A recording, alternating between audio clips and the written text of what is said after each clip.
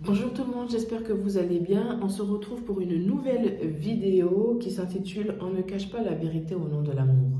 Déjà, cacher la vérité au nom de l'amour, c'est pas de l'amour, hein. C'est de l'hypocrisie, c'est du mensonge. Donc ce n'est pas de l'amour. Mais j'ai intitulé cette vidéo-là. J'ai regardé il y a quelque temps une interview du frère Rachid qui a été interviewé par le pasteur Ojibou. La vidéo, vous pouvez la retrouver sur YouTube, sur la chaîne TBN. Et c'était vraiment une vidéo, mais alors vraiment très instructive et très enrichissante et très vraie. Je sais que cette vidéo ne va pas plaire certains, notamment aux musulmans. Mais il faut dire la vérité. Alors, dire la vérité avec amour, bien sûr. Pas par esprit de compétition ou quoi que ce soit. Non, juste par amour, en fait. On va prendre l'exemple de Étienne dans la parole. C'est l'exemple qu'il avait donné justement dans l'interview. C'était quelqu'un de base qui devait s'occuper des veuves et des orphelins et tout, qui était donc forcément rempli quelque part d'amour et d'humilité.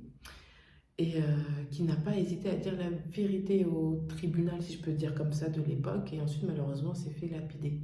Mais il a dit la vérité. C'est vrai que quand nous sommes en Christ, nous devons être vérité, dire la vérité.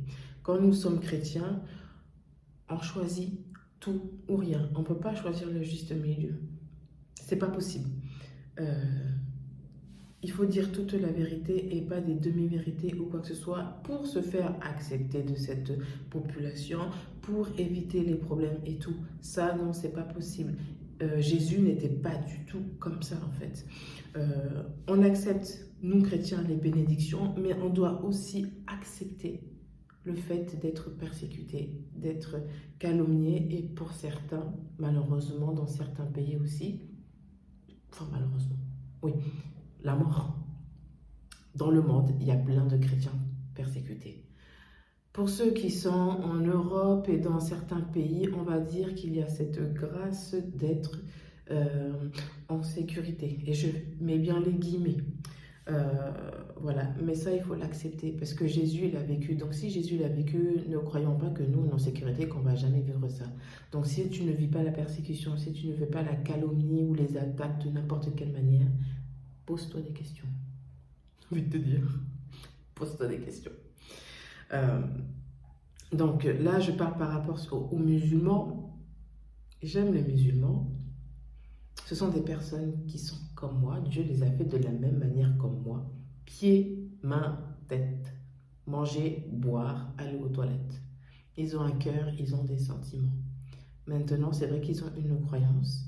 Et nous, chrétiens, nous n'avons pas le droit, oui, j'ai envie de dire, nous n'avons pas le droit de leur cacher ou plutôt de ne pas leur dire la vérité par peur. Parce que si tous les chrétiens ont peur de parler aux musulmans, mais en fait, comment ils vont rencontrer le Seigneur? C'est vrai que le Seigneur fait certaines apparitions à certains musulmans, ça il est vrai, mais il ne le fait pas à tous. Dieu bénit un homme à travers un autre homme. Donc pour que les musulmans deviennent chrétiens, il faut que ça passe par nous.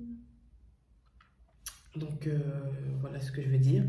Alors quand je dis la vérité, comme j'ai dit tout à l'heure, c'est dire la vérité avec amour, pas par esprit de débat, de compétition, et pour dire nous sommes chrétiens, nous avons la vérité, vous les musulmans, vous avez rien compris les gars, franchement, allez, wow, wow, wow. Non, c'est pas comme ça. Dieu était amour, Jésus quand il parlait à n'importe qui, si j'ai envie de dire, il faisait ça avec amour parce qu'il voulait que le monde soit sauvé. Dieu a tant aimé le monde. Donc nous devons être pareils envers les musulmans. Le Seigneur nous a donné le pouvoir de chasser les démons, de guérir toute maladie. Il nous a donné aussi le pouvoir au niveau de la langue. Donc, attention à ce que vous dites. Toute parole dite a un impact à une personne. Donc, même un je t'aime a un impact envers un musulman. Dans l'islam, dire je t'aime, alors, il y a plusieurs catégories de musulmans. Mais pour certains musulmans, entendre dire un je t'aime, c'est violent. C'est violent. C'est pas facile, tu vois. Mais ça reste, tu vois. Donc, reste vérité, dis la vérité, tu vois, c'est ce que j'ai envie de dire. J'espère que je me fais comprendre parce que j'ai un peu tendance à me mêler les pinceaux, mais là, j'essaie d'être claire, tu vois. Aussi, lorsqu'un musulman vous dit que, oh mais de toute façon c'est le même Dieu, c'est faux. J'ai déjà fait une vidéo là-dessus, donc je ne vais pas vraiment revenir entièrement, mais déjà, les musulmans pensent que Jésus est un prophète, alors que nous savons que Jésus est Dieu, le Fils de Dieu. Donc, ce n'est pas possible que ce soit le même Dieu. Voilà, je vous laisse regarder la vidéo, elle est sur ma chaîne YouTube, voilà ça. Ensuite, par rapport au Coran, prophète Mohammed et tout, on sait très bien que la Bible est la parole de Dieu, le Coran n'est pas la parole de Dieu. Voilà. Je sais qu'il y a des musulmans qui vont regarder cette vidéo, qui vont peut-être m'insulter ou quoi que ce soit. C'est pas grave, moi je vous aime. Voilà. Et mais dire la vérité, c'est vraiment important, dire la vérité.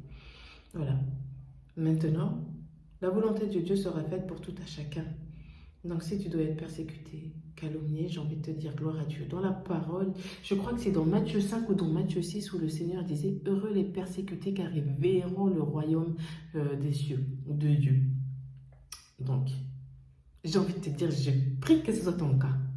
Voilà, c'est tout. Parce que Dieu a dit que, Jésus a dit très clairement, je paraphrase, mais que les choses du monde passeront, mais mes propos ne passeront jamais. Donc toi qui es chrétien, sache que tes propos ne passeront forcément pas comme tu le souhaites. Donc voilà ce que je veux dire. Et nous sommes sur terre pour une mission. Dieu a dit, allez. Il n'a pas dit, si tu veux, tu y vas. Non, non, non. C'est un impératif. Il a dit, allez et faites de toutes les nations des disciples. Quand on parle des nations, il y a aussi les musulmans qui sont inclus dedans. Les bouddhistes, les athées, tout ce que tu veux, ok, oui, ils en font partie, mais les musulmans aussi. Donc, mon frère, ma soeur, allez, va et fais de toutes les nations des disciples en les baptisant au nom du Père, du Fils et du Saint-Esprit. Donc voilà, nous sommes en mission sur cette terre. J'ai regardé une prédication du, comment il s'appelle, apôtre Axel Lévy qui disait que soit tu es chrétien religieux, soit tu es chrétien missionnaire. Et que l'Église, ça c'est moi qui rajoute cette partie-là, l'Église ce n'est pas un salon de thé. Mais comme il a dit Axel Lévy, l'Église est censée être le quartier général des missionnaires de Dieu. Nous sommes les soldats en Christ. Donc l'Église, c'est seulement le quartier général. Là où tu fais le bilan, là où tu fais le plan, là où tu fais le ressourcement, si je peux dire ça comme ça. Mais ensuite, tu vas sur le terrain. Voilà. Et quand on dit aller sur le terrain, ce n'est pas se conformer au monde. D'accord? C'est aller dire la vérité, annoncer la bonne nouvelle à tout à chacun. Et pas à celui qui, lui, je l'aime bien, je pense que je vais aller lui dire et tout. Ah non, lui, il me fait trop peur, j'ose pas, c'est pas possible. Parce que là, en plus, ça veut dire que tu te bases au physique sans connaître le cœur de la personne. Ça se trouve, c'est un ours mielleux, tu sais pas. Donc, voilà ce que je voulais dire. J'espère que je me suis fait comprendre et tout. J'espère que cette vidéo va te faire réfléchir, va te faire comprendre les choses. Je prie que le Saint-Esprit puisse te toucher à travers cette vidéo. Voilà ce que je voulais dire. Sois abondamment béni. N'hésite pas à liker, à partager, à commenter. Et on se retrouve très vite pour une prochaine vidéo. Bye!